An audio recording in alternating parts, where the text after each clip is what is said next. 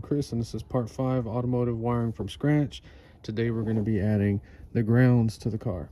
So last video we added a fuse box off of the battery. Keep in mind this stuff is temporary, and I have it out there on purpose so you can clearly see where everything is. So we ran the green wire over here to power the fuel pump, and we wired it straight. That means when we hook the battery up, the fuel pump comes on. That's not what you want. I did that to show you the importance of your factory wiring harness that has circuits that come on with the key. We only have the engine grounded, so we had to run the ground wires to the ignition box and the fuel pump back to the engine block right there. That's not what you want to do. So when you're planning your project, it's so wise to draw a little map, because you can look at it, change things. Going out there and wiring stuff off the top of your head is never a good idea, trust me. So our main factory ground is a 2-gauge, straight from negative battery to the starter motor.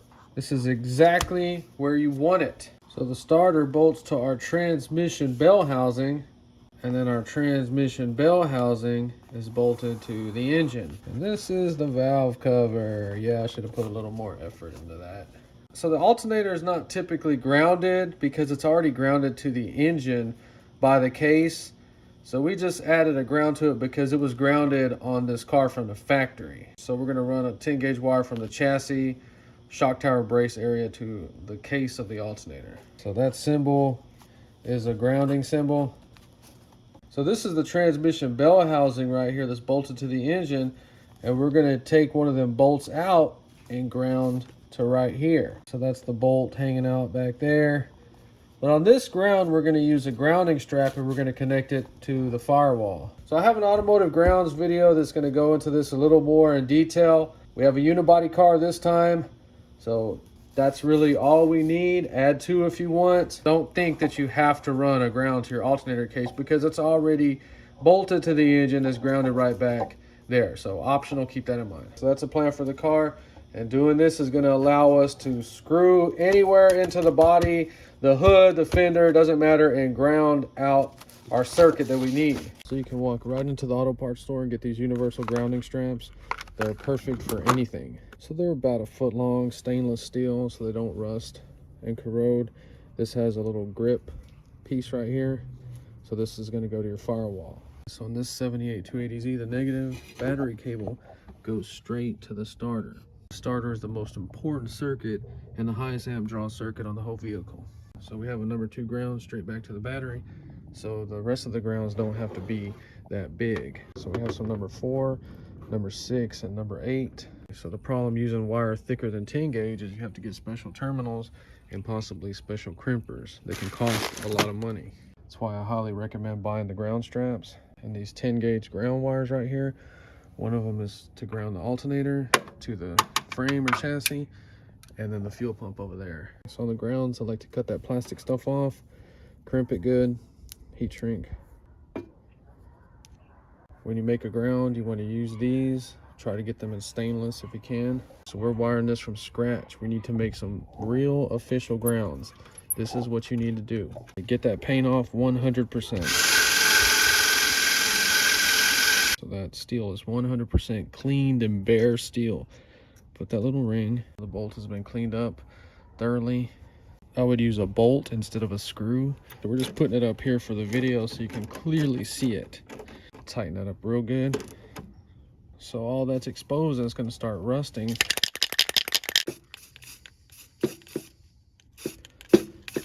Beautiful. See, that's the problem with ground, is because everything is usually painted first and then they go back and put the ground. This is where the official ground is on this car, and look, that's crap.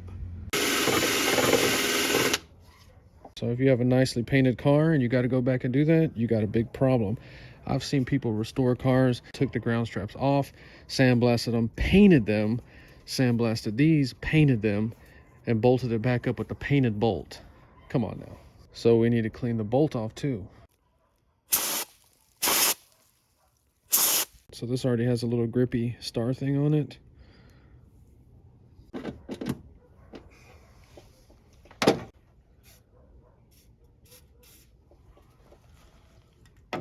So now we need to run this back to the negative side of the battery. You could run it right there, but that's going to look terrible.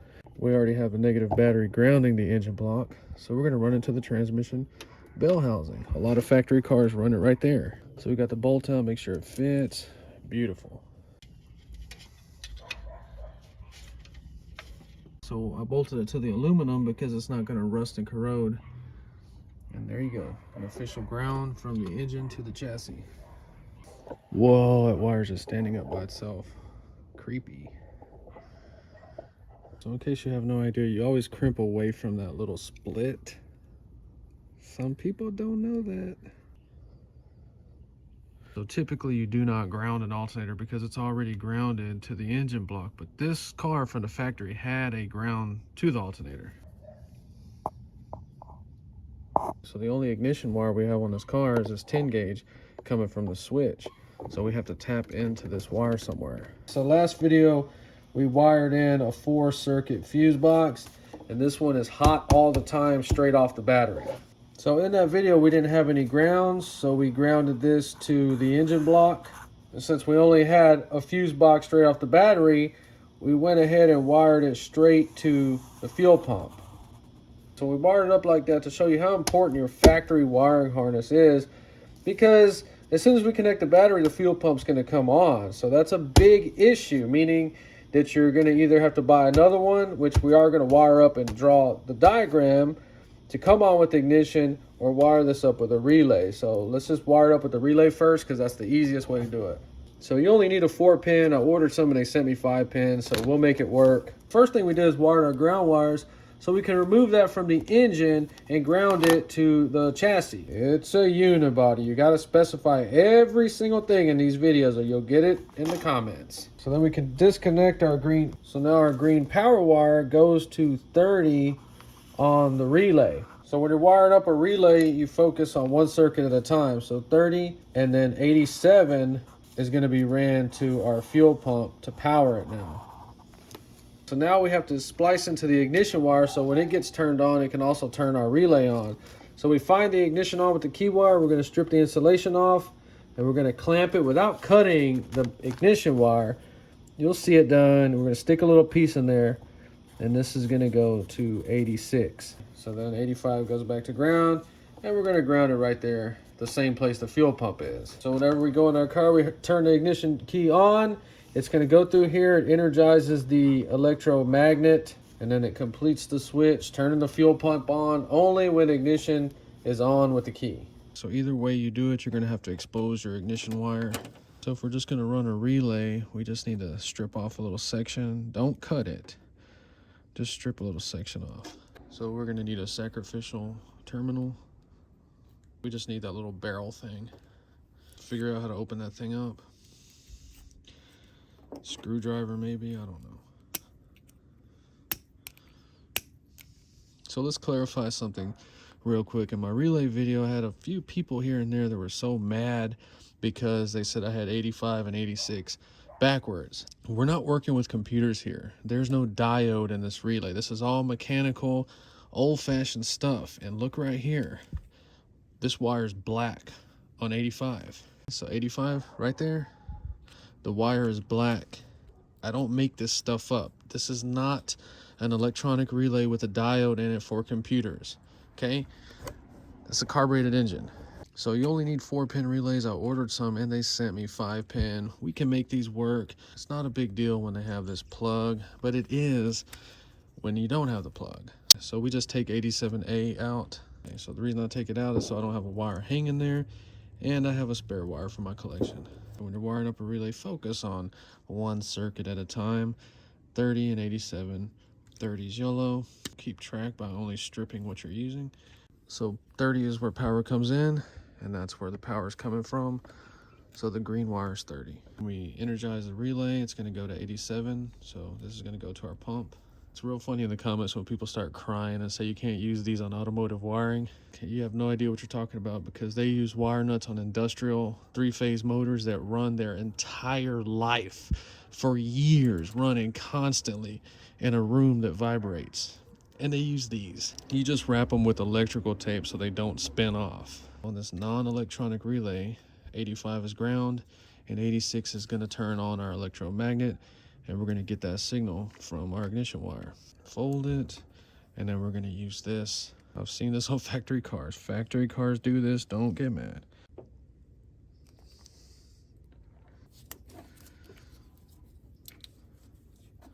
All we have left is to wire the ground.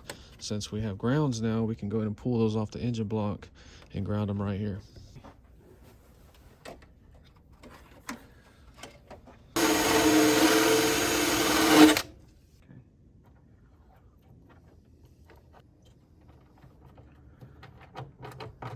So we need to turn the fuel pump on with the ignition switch. So now we're going to add a fuse box to the ignition side. So now when we turn our key on ignition, this whole box is going to come on with ignition. We have circuits to run stuff off like the fuel pump. So we wired the ignition system up in part 3, and it's just one ignition wire going straight to the ignition system. So in this situation, all we do is cut that wire in half, put 2 ring terminals on it, and screw our 4-circuit fuse box straight to it. So now when we turn our key on, our fuse box is being powered by that wire. So then we go down, put our fuse in there, and this is going to power our fuel pump. So when we wired the ignition box, we only had the engine to ground to. Now we have everything strapped together, so we can take that off and ground it at the same place we're grounding the fuel pump on the inner fender. So we're taking that ground and the ground from here and running 2 terminals. So the reason we draw this stuff out is so you can spot mistakes or redundancy. Can you spot what we're doing that we're just wasting money that's not needed? So if we would have drew this out and went and done this on the car, we would have found out real quick, we just wasted wire that we didn't need. We don't need to run a 14 gauge wire all the way back to the ignition. I did that because this didn't exist yet. We didn't have any of this. We were adding layers to it. So this 14 gauge wire right here is no longer needed. So we just add another fuse, and then now we can run a smaller gauge wire to our ignition system. The factory only had 18 gauge wires, but I'd probably run 16. And 16 gauge wire is going to be a lot cheaper than 14 gauge. And you see that underlying message I keep talking about. We are slowly creating what the factory already had in the first place with the factory harness. I hope you understand that. Let's go wire this on the car. So I'm sorry I didn't cut these down and make them neater for the video, but I actually use this in projects, and wire's expensive. So we're going to go ahead and get all this off and do the ignition on with the key fuse box. So with the relay, you tap into the ignition wire. With the fuse box, you're going to cut it in half.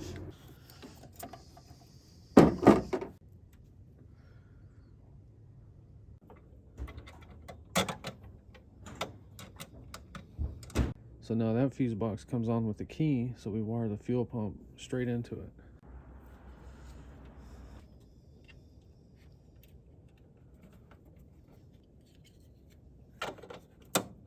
So now when that ignition wire comes on, we have our own fuse box. It's fused off, and it'll turn our fuel pump on. Once again, the underlying message in these videos is keep your factory existing wiring, because it does all of this for you already. All the wiring is completely done. I apologize, we're not going to get it started yet, but video coming very soon. If you enjoy, please like and subscribe, and thanks for watching.